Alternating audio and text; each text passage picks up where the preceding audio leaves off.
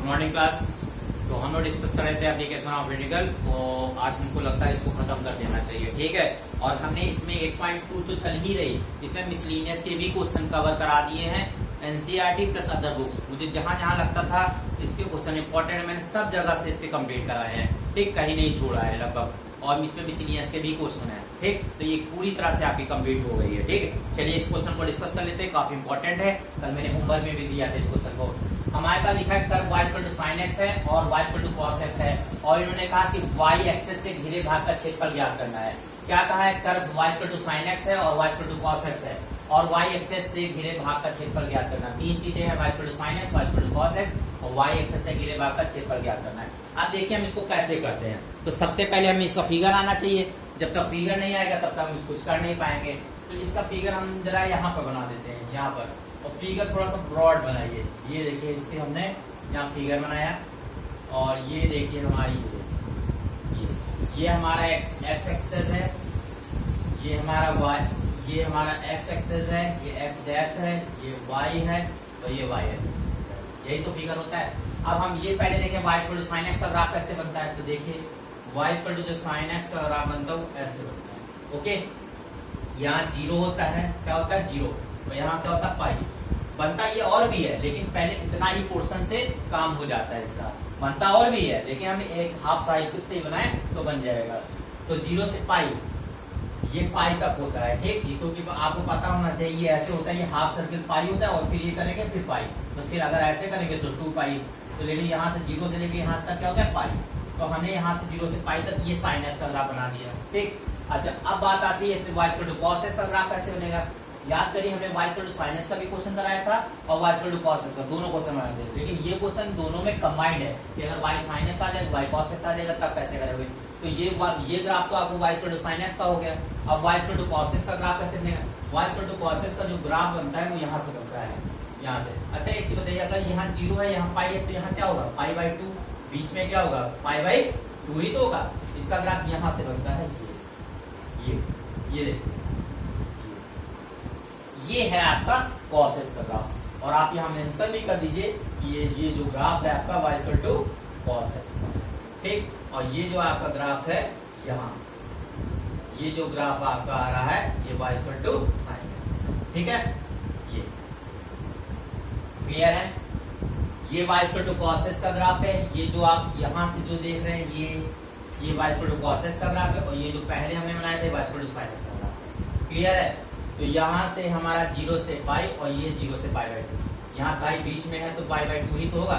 इसका ग्राफ ऐसे बनता है, ये cos x का बन गया। अब बात आती है, इन्होंने एक चीज और कही y एक्सिस। तो y एक्सिस की बात करें, अगर हम लोग y एक्सिस की बात करते हैं तो x बराबर 0 यही होता है। तो x बराबर 0 वाली लाइन यही होगी ना। x बराबर 0 वाली लाइन कौन सी होगी, यही तो है। ये देखिए ये जो हमारी जो चल रही है ये x बराबर 0 वाली लाइन, ठीक। तो इसका मतलब हम कह सकते हैं कि यही पार्ट में हमें एरिया निकालना है। अब हम देखें दोनों में कॉमन पार्ट कौन सा आ रहा है, एरिया। दोनों में कॉमन कौन सा आ रहा है, कॉमन। तो कॉमन अगर हम लोग देखें तो एक देखिए ये sin x का ग्राफ जा रहा है और ये cos x का ग्राफ जा रहा है। तो कॉमन पार्ट का जो एरिया आ रहा है वो ये आ रहा है, ये हम इसको दूसरे कलर से करे दे रहे हैं ताकि आपको और अच्छा समझ आए। ये पार्ट ही केवल ऐसा पार्ट है जो आपका केवल दोनों में कॉमन आ रहा है। आप थोड़ा ध्यान से देखिएगा, यही पार्ट ऐसा है जो कॉमन है भाई। देखिए ये sin x का गया और ये cos x का, देखिए, ठीक। और कोई पार्ट इसमें कोई कॉमन नहीं आ रहा है, ठीक। तो इस पार्ट का हमें एरिया निकालना है।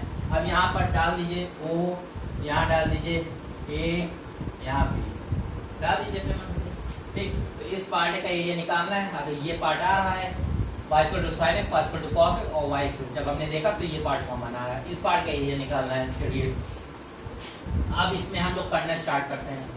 हमारे पास क्या दे रखा है, y equal to sin x दे रखा है, इसको इक्वेशन 1 मानिए।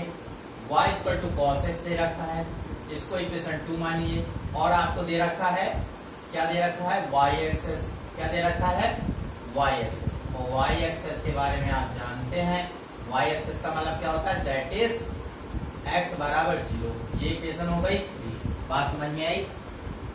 अब हम लोग क्या करेंगे, 1 और 2 को जो सॉल्व करेंगे, 1 और 2 को सॉल्व करने से हमें पॉइंट ऑफ कांटेक्ट मिल जाएगा, यानी छेद बिंदु मिल जाएगा। तो क्या करिए, फ्रॉम इक्वेशन 1 और 2, अगर देखिए कि लेफ्ट हैंड साइड बराबर है तो राइट हैंड साइड बराबर हो जाएगी। साइन एक्स बराबर कॉस एक्स। देखिए इक्वेशन 1 और 2 को अगर हम लोग सॉल्व कर लें तो इनकी लेफ्ट हैंड साइड इक्वल है। देखिए लेफ्ट हैंड साइड इक्वल है तो राइट हैंड साइड अपने आप इक्वल हो जाएगी। अच्छा ये cos x यहाँ ले आइए, sine x upon cos x, ये equal to 1। Sine x upon cos x क्या होता है, tan x, और 1 किसकी वैल्यू होती है आपको पता होना चाहिए, tan पाई बाई 4 की होती है। तो tan से tan गायब हो जाएगा, x बराबर कितना आ गया, पाई बाई। तो इसका मतलब ये हो गया कि इनको अगर इनको सॉल्व करते हैं तो पॉइंट ऑफ कांटेक्ट यानी पिछले बिंदु का आएगा पाई बाई 4। अच्छा अब ये पाई बाई 4 कहाँ होगा, यहाँ से 0 से पाई ये हो गया, तो यहाँ पाई बाई 2, तो यहाँ क्या हो जाएगा पाई बाई 4। ये जो आपको पॉइंट ऑफ कांटेक्ट दिख रहा है यही पाई बाई 4 है। इसको आप चाहे तो मिला भी सकते हैं, ये इसको अगर आप चाहें यहाँ से मिला भी सकते हैं। क्लियर है ना, यही पार्ट तो आ रहा है 0 से पाई बाई 4। ठीक, तो पॉइंट ऑफ कांटेक्ट क्या है, पाई बाई 4, ये निकालना जरूरी था। ये पाई बाई 4 यहाँ पर आएगा। अब हम लोग क्वेश्चन में आ जाते हैं, यहाँ लिखेंगे hence area of shaded region. Shaded region यानी छायांकित भाग का क्षेत्रफल, छायांकित भाग का क्षेत्रफल। ठीक, छायांकित भाग का क्षेत्रफल यानी ओ A B O, O A B ओ, यही तो होगा, ओ ए बी ओ। इसी पार्ट का बस मुझे निकालना है।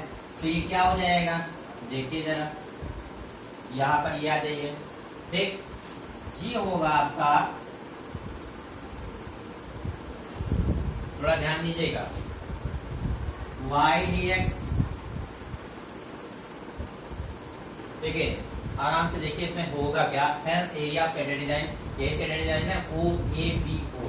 अब इसका निकलेगा कैसे, जब ये हमारी साइनस का ग्राफ जा रहा है, ये हमारा कॉसेस का ग्राफ जा रहा है, लेकिन कॉसेस वाला पहले ग्राफ पड़ रहा है। देखो ये देखिए, ये कॉसेस वाला ग्राफ पहले जा रहा है और फिर साइनस वाला बाद में जा रहा है। और जा रहा है कि नहीं जा रहा है, आप देखिए ये साइनस वाला ग्राफ जा रहा है और ये हमारा जा रहा है कॉसेस वाला ग्राफ। ठीक, हमने कंसन भी कर दिया। तो जब ये कॉसेस वाला जा रहा है तो देखिए ये यहाँ से जा रहा है, ये यहाँ गया और फिर ये यहाँ गया, यानी ये कॉसेस वाला पहले जा रहा है और साइनस वाला पहले बाद जा रहा है। तो कॉमन पार्ट जब भी आता है तो माइनस कर देते हैं। माइनस किसको करेंगे, यानी कि हम करेंगे cos x dx से किसको माइनस करेंगे, sin x dx। ये है फिर से देखिए, जब भी कॉमन पार्ट अगर आ रहा है तो आप समझ जाइए हमें क्या करना है, पहले वाले एरिया से दूसरे वाले एरिया को माइनस कर देना है। ठीक, अगर आप चाहें तो यहाँ पर A1 A2 भी ले सकते हैं, लेकिन ऐसे ज्यादा बेटर है। तो हमने क्या लिखा है, hence area of shaded design O A B O, इसका निकालना। अब ये आना क्या चाहिए, चूंकि है कॉमन पार्ट और कॉमन पार्ट है तो कॉमन पार्ट है, तो इसका मतलब ये आप समझ लीजिए कि क्या होगा, माइनस होगा। लेकिन अब ये इसमें ये है कि साइनस माइनस कॉसेस होगा कि कॉसेस माइनस साइनस होगा। तो ठीक है, तो हमको जो समझ में आ रहा है, आप इसको अगर चाहें तो कंबाइंड भी लिख सकते हैं। क्या लिख सकते हैं, cos x minus sine x, ऐसे भी लिख सकते हैं। ठीक है, ये हो गया। क्योंकि देखिए ये cos x वाला जा रहा है और ये जा रहा है sin x, तो इधर cos x वाला पहले जा रहा है और sin x वाला बाद में जा रहा है, इसलिए हमने क्या कर दिया, cos x minus sin x x। अच्छा लिमिट क्या होगी, लिमिट देखिए 0 से पाई बाई 4 होगी, क्योंकि इतना ही तो है हमारा, यहाँ पाई बाई 4 ही तो कांस्टेंट। देखिए हमें ऐसे तो पाई बाई 4 आया, तो हमने इसको मिलाया तो पाई बाई 4 यहाँ आ रहा है, तो ये पाई बाई 4 यही तो है इसका मतलब। तो इसका मतलब 0 से पाई बाई 4, 0 से पाई बाई, ये चीज सबसे ज्यादा इंपॉर्टेंट है। ठीक, अगर नहीं समझ में आया तो हम फिर से बता सकते हैं। कुछ नहीं हमने किया, एरिया ऑफ शेडेड डिजाइन अगर फिगर बनाया तो ये साइनस का ग्राफ है और ये जो आप देख रहे हैं कॉसेस का, फिर दोनों में और y एक्सिस का मतलब x बराबर 0 ये होती है। दोनों में हमने कॉमन देखा तो यही पार्ट हमारा कॉमन आ रहा है। ठीक, तो कॉमन आ रहा है तो इसे निकाल लेते हैं, area of shaded design O A B O. ठीक, और पहले कौन होगा, क्योंकि ये cos x वाला पहले इधर जा रहा है और इससे ये ऐसे जा रहा है। ठीक, ये sin x वाला, तो cos x minus sin x होगा, ये हो गया। अब हम इसको अलग अलग कर लेते हैं और सॉल्व कर लेंगे। तो ये हो जाएगा 0 से पाई बाई 4 cos x dx, एक हो जाएगा। फिर 0 से पाई बाई 4 sin x dx, एक हो जाएगा। इसमें कोई दिक्कत आगे हम लोग देखिए इसको सॉल्व कर लेते हैं यहाँ पर। ये देखिए यहाँ पर तो हमारा हो जाएगा एरिया कॉस एक्स का क्या होता है इंटीग्रेशन साइन एक्स होता है। क्या होता है साइन एक्स। कॉस एक्स का इंटीग्रेशन क्या होता है साइन एक्स पाई बाई 4 से 0। यहाँ माइनस साइन एक्स का क्या होता है माइनस कॉस एक्स होता है। क्या होता है साइन एक्स का जो इंटीग्रेशन होता है वो कॉस एक्स होता है पाई बाई 4। कुछ नहीं किया हमने यहाँ पर, हमने बस नॉर्मल निकाला। क्या निकाला देखो कॉस एक्स का इंटीग्रेशन साइन एक्स, फिर लिमिट पाई बाई 4 से 0 हो गई, माइनस लगाया। साइन एक्स का इंटीग्रेशन क्या होता है minus cos x pi by 4 से 0। इसको जरा सही कर लीजिए। साइन एक्स पाई बाई 4 से 0 माइनस माइनस क्या हो गया प्लस हो गया। कॉस एक्स पाई बाई 4 से 0। अब हम इसको सॉल्व कर लेंगे। क्या करेंगे सॉल्व कर लेंगे। सॉल्व करिए देखिए upper limit minus lower limit तो ये हो जाएगा sine pi by 4 minus sine 0 degree. ये हो गया। फिर अच्छा ये माइनस माइनस प्लस हो गया था, अब यहाँ ये plus. Upper limit cos pi by 4 minus cos 0 ये हो गया। इसको बड़े ब्रैकेट में लगा दी तो और ज्यादा समझ आएगा। हमने क्या किया upper limit minus lower limit तो ये पाई बाई 4 हो गया 0 हो गया। फिर यहाँ upper limit minus lower limit बीच में प्लस से प्लस लगा दिया। सॉल्व करिए। सॉल्व यहाँ कर लेते हैं। साइन पाई बाई 4 की वैल्यू 1/√2 होती है। क्या होती है 1/√2 और साइन 0 की वैल्यू क्या होती है 0। इतना क्लियर भाई। साइन 45 है पाई बाई 4 का sine 45 sine 45 sine 45 sine 45 value 1/√2 और साइन 0 वैल्यू 0 हो गई। यहाँ जाइए cos 45 की वैल्यू कितनी होती है 1/√2। cos 0 वैल्यू कितनी होती है 1। ये हो गई। ठीक हम सॉल्व कर लेते हैं यहाँ पर। तो देखिए 1/√2 कितना हो जाएगा 2/√2 हो जाएगा। यही तो होगा। देखिए 1/√2 और 1/√2 प्लस के तो 2/√2 और यहाँ माइनस का और तो कुछ बचा नहीं। अच्छा आपको ये भी पता होना चाहिए जैसे ये 2/√2 है तो इसको कैंसिल करेंगे क्या आ जाएगा √2 आ जाएगा। कितना आ जाएगा √2 आ जाएगा। तो यहाँ लिख दीजिए √2 और माइनस। ये रहा आपका आंसर। और यहाँ लिख दीजिए स्क्वायर।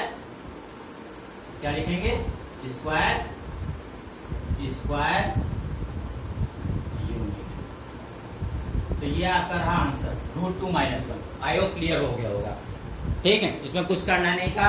देखिए हमने कुछ नहीं किया। Upper limit minus lower sine pi by 4 minus sine 0 plus cos pi by 4 minus cos 0।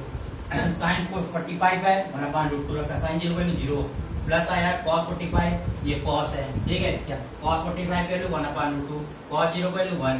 अब देखिए ये भी पॉजिटिव ये भी पॉजिटिव 1/√2 2/√2 ये देखिए ये जो 0 से कोई मतलब नहीं -1 लिख दिया। 2/√2 को हमने बताया कैसे सॉल्व करेंगे। इसको अगर कैंसिल करो तो 1√2 आता है। तो देखिए यहाँ 1√2 आ गया और ये माइनस आ गया। तो हमारा फाइनली आंसर कितना आ गया √2 - 1 स्क्वायर यूनिट। तो इस तरीके से हम लोग एरिया हम लोग इसका निकाल लेते हैं।